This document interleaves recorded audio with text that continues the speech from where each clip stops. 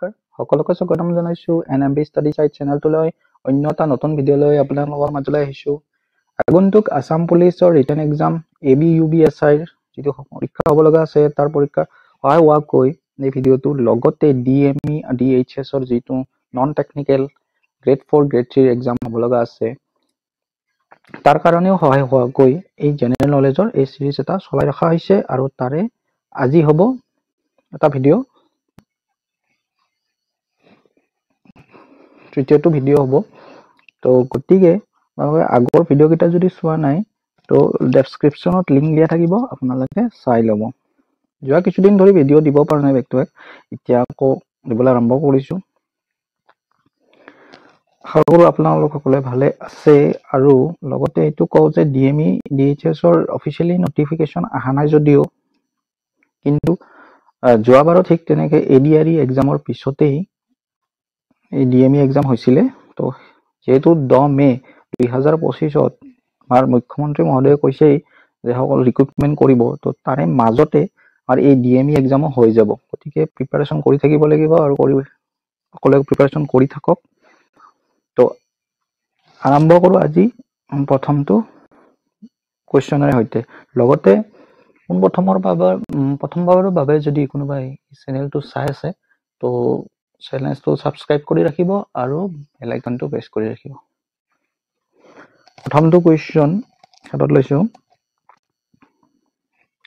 আজি অসম বুৰঞ্জীৰে ওপৰত কোৱেশ্চন কিছুমান লৈ আহিছো গতিকে আহোম ডাইনেষ্টিৰ যিখিনি ইম্পৰ্টেন্ট কোৱেশ্চন সেইখিনি ইয়াত ডিসকাশন কৰিম আপোনালোকৰ কোনোবা যদি আগতেই এইসকলে পঢ়িছে আহোম বুৰঞ্জীৰ ওপৰত তো তেওঁলোকৰ ৰিভিজন হৈ যাব আৰু যিসকলে পঢ়া নাই এতিয়াৰ পৰা পঢ়া ষ্টাৰ্ট কৰি দিয়ক প্ৰথমটো কোৱেশ্চন আহোম সকলে ব্ৰহ্মপুত্ৰ উপত্যকাত কেতিয়া প্ৰৱেশ কৰিছিল অপচন দিয়া আছে চাৰিটা 1000 খ্ৰীষ্টাব্দ 1215 খ্ৰীষ্টাব্দ 1228 খ্ৰীষ্টাব্দ আৰু 1530 খ্ৰীষ্টাব্দ ইয়াৰ শুদ্ধ উত্তৰ 1228 খ্ৰীষ্টাব্দ পাটকাই পৰ্বত পাৰ হৈ আহি আহোম স্বৰ্গদেউ চুকাফাই অসমত আহি প্ৰৱেশ কৰিছিল ব্ৰহ্মপুত্ৰ উপত্যকাত ঠিক আছে নেক্সট কোৱেশ্চন আহোম সকলে কোন পথেৰে অসমত প্ৰৱেশ কৰিছিল মোৰে গিৰিপথ পাটকাই গিৰিপথ ডিফু গিৰিপথ নে ফঙাগান গিৰিপথ ইয়াৰে শুদ্ধ উত্তৰ হ'ব আমাৰ পাটকাই গিৰিপথ পাৰ হৈ পৰ্বত পাৰ হৈ আহিয়ে আহোমসকল অসমলৈ আহিছিল আহি পোন প্ৰথমে ক'ত তেওঁলোকে ৰাজধানী পাতিছিল চৰাইদেউত মনত ৰাখিব আৰু কিমান চনত 1253 খ্ৰীষ্টাব্দত আহোমসকলৰ প্ৰথম ৰজা কোন আছিল আহোমসকলৰ প্ৰথম চুকাফা সুদাংফা সুক্লেমু জানো আৰু এইটো শুদ্ধ উত্তৰ হ'ব চুকাফা দিৱস কেতিয়া পালন কৰা হয় কমেন্ট বক্সত কমেন্ট কৰিব আহোমৰ প্ৰথম ৰাজধানী ক'ত আছিল ৰংপুৰ হদিয়া চৰাইদেউ নে গড়গাঁও অলপ আগতে ক'লো চৰাইদেউ 1253 খ্ৰীষ্টাব্দত ৰাজধানী পাতিছিল আহোমসকলে অসমত কিমান বছৰ ৰাজত্ব কৰিছিল মানে 600 বছৰ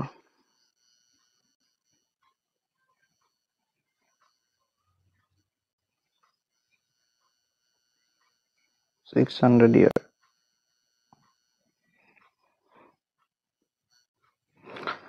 এডিশনাল এটো অডিছো বুৰঞ্জীৰ লিখা প্ৰথা কোনে প্ৰথমতে প্ৰচলন কৰিছিল আহোমসকলে নে চুতীয়াসকলে নে কোচসকলে কলিতাসকলে শুদ্ধ উত্তৰ আহোমসকলে বুৰঞ্জী লিখা প্ৰথা আৰম্ভ কৰিছিল নেক্সট আহোমৰ কোনজন ৰজাক খৰা ৰজা বুলি কোৱা হয় সুদাংফা সুক্ৰামফা চুকাফা নে সন্ধ্যা ইয়াৰ শুদ্ধ উত্তৰ হ'ব খৰা ৰজা সুক্ৰামফা এই নামবিলাক অলপ ভালকে মনত ৰাখিব কিয়কি অলপ কনফিউজিং হয় নামবিলাক আহোম নেক্সট আহোমৰ কোনজন ৰজাক ভগনীয়া ৰজা বুলি কোৱা হয় পৰীক্ষাত আহি থাকে জয়ধ্বজ সিংহ ফুলেশ্বৰী সিংহ চুমুং নে গদাধৰ সিংহ শুদ্ধ উত্তৰ জয়ধ্বজ সিংহ হ'ব ইয়াৰে শুদ্ধ উত্তৰ নেক্সট, প্ৰথম মোৱামৰীয়া বিদ্ৰোহৰ সময়ৰ আহোম ৰজাজনৰ নাম কি? শিৱসিংহ, লক্ষ্মীসিংহ, জয়ধ্বজ সিংহ নে ৰুদ্ৰসিংহ? ইয়াৰ শুদ্ধ উত্তৰ লক্ষ্মীসিংহ হৈছে প্ৰথম মোৱামৰীয়া বিদ্ৰোহৰ সময়ৰ আহোম ৰজা। মোৱামৰীয়া বিদ্ৰোহ কেতিয়া হৈছিল এইটো কমেন্ট বক্সত কমেন্ট কৰিব চনটো। হস্তি বিদ্যাৰ্ণৱ পুথিখনৰ লেখক কোন? মণিৰাম দেৱান, সূৰ্য কুমাৰ ভূঞা, বেণুধৰ শৰ্মা নে সুকুমাৰ বৰকাইত? শুদ্ধ উত্তৰ সুকুমাৰ বৰকাইত হৈছে হস্তি বিদ্যাৰ্ণৱ পুথিখনৰ লেখক। প্ৰাগজ্যোতিষপুৰৰ প্ৰথম ৰজা কোন আছিল? এইটো অলপ প্ৰি হিষ্ট্ৰীৰ কুৱেশ্যন। অসমৰ যে ভাস্কৰ বৰ্মন, মহীৰংগ দানৱ, নৰকাসুৰ নে বান ৰজা? ইয়াৰে শুদ্ধ উত্তৰ হ'ব মহীৰংগ দানৱ হৈছে প্ৰাগজ্যোতিষপুৰৰ প্ৰথম ৰজা। নৰকাসুৰৰ সাম্ৰাজ্যখনৰ নাম কি আছিল? পাল বংশ আছিল, বৰ্মন বংশ, শালস্তম্ভ বংশ নে ভৌম বংশ? নৰকাসুৰৰ সাম্ৰাজ্য ভৌম বংশ বুলি কোৱা হয়। তেওঁ তাৰ প্ৰতিষ্ঠাপক নৰকাসুৰ। পাল বংশৰ প্ৰথমগৰাকী ৰজা কোন আছিল? এই বংশ তাৰ এটা জেনেৰেশ্যন এনেকে আছে, এইবিলাক চাই ল'ব। পাল বংশ, শালস্তম্ভ বংশ, তাৰ কোন ফাউণ্ডাৰ কোন হয়, ভেৰি ভেৰি ইম্পৰ্টেণ্ট। পাল বংশৰ এতিয়া সুধিছে ব্ৰহ্মপাল হ'ব, ৰত্নপাল নে ইন্দ্ৰপাল নে ধৰ্মপাল? ব্ৰহ্মপাল। আৰু লাষ্ট কোন হ'ব? কমেন্ট বক্সত কমেন্ট কৰি দিবচোন যোনে জানে। ঠিক আছে, নেক্সট, কোনগৰাকী ৰাজ্যৰ ৰজাৰ দিনত দিল্লীৰ চুলতান মহম্মদ বিন তোগলকে দুবাৰকৈ অসম আক্ৰমণ কৰিছিল? ধৰ্মনাৰায়ণ, দুৰ্লভ নাৰায়ণ নে ৰূপনাৰায়ণ নে ইন্দ্ৰনাৰায়ণ? শুদ্ধ উত্তৰ হ'ল দুৰ্লভ নাৰায়ণৰ ৰাজত্ব কালতেই দুবাৰকৈ অসম আক্ৰমণ কৰি মহম্মদ বিন তোগলকে।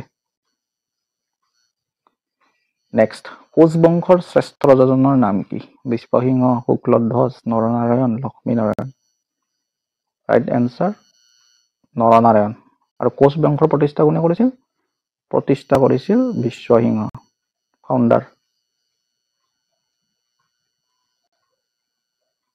ফাউণ্ডাৰ বিশ্বসিংহ। নেক্সট, শুক্লধ্বজ নামেৰে আমি কাক জানো? চিলাৰায়, প্ৰতাপ বল্লভ, ধৰ্মসিংহ নে দংৰামজিত? ইয়াৰ ৰাইট এনচাৰ হ'ব চিলাৰায়। আৰু নৰনাৰায়ণৰ অন্য এটা নাম হৈছে মল্লদেৱ।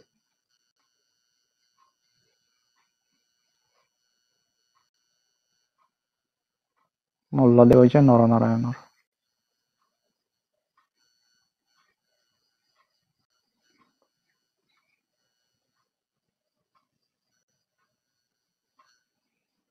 কোচ ৰজা নৰনাৰায়ণৰ দিনত কোচ ৰাজ্য ভ্ৰমণ কৰা ইংৰাজ ভ্ৰমণকাৰীজনৰ নাম কি?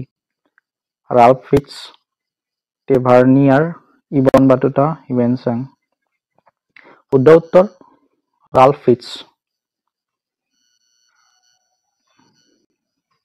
অসমৰ নেপোলিয়ন বুলি কাক কোৱা হয়? হৰ্ষবৰ্ধন, চুহুংমুহুং, ৰুদ্ৰসিংহ, চক্ৰধ্বজ সিংহ? অসমৰ নেপোলিয়ন চুহুংমুহুং। ঠিক আছে, ভাৰতৰ নেপোলিয়নটো আমি জানোৱেই কোন হয়।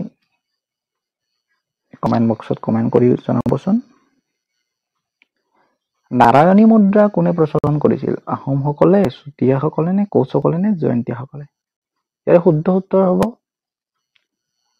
কোচসকলে কৰিছিল। আৰু কোচ ৰজা নৰনাৰায়ণে নাৰায়ণী মুদ্ৰা প্ৰচলন কৰিছিল। তো এইখিনিয়ে আছিল আজি ভিডিঅ'টো যদি ভাল পালে প্লিজ লগৰ বন্ধু বান্ধৱীসকলৰ সৈতে শ্বেয়াৰ কৰক। যেনে আগন্তুক DHS, DME, আসাম পুলিচৰ ৰিক্ৰুইটমেণ্টৰ কাৰণে প্ৰিপাৰেশ্যন কৰি আছে। ধন্যবাদ। জয় আই অসম।